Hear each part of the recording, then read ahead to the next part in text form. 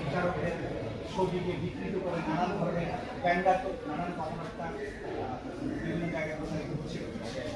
এবং সেখানে আইনকে ভায়োলেট করে যেগুলো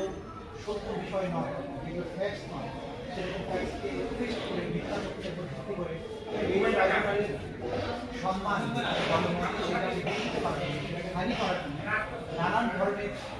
অপপ্রচারমূলক পোস্ট দেওয়া হচ্ছিল। এটা ট্রাইব্যুনালের নজরে এসছে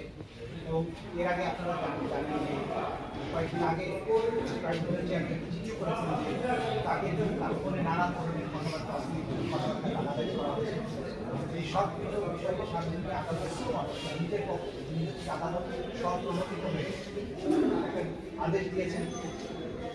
আমাদের তো মন্ত্রণালয়ের সচিব বিটিআরসি চেয়ারম্যান এই দুজনের প্রতি ডাইরেকশন সামাজিক মাধ্যমে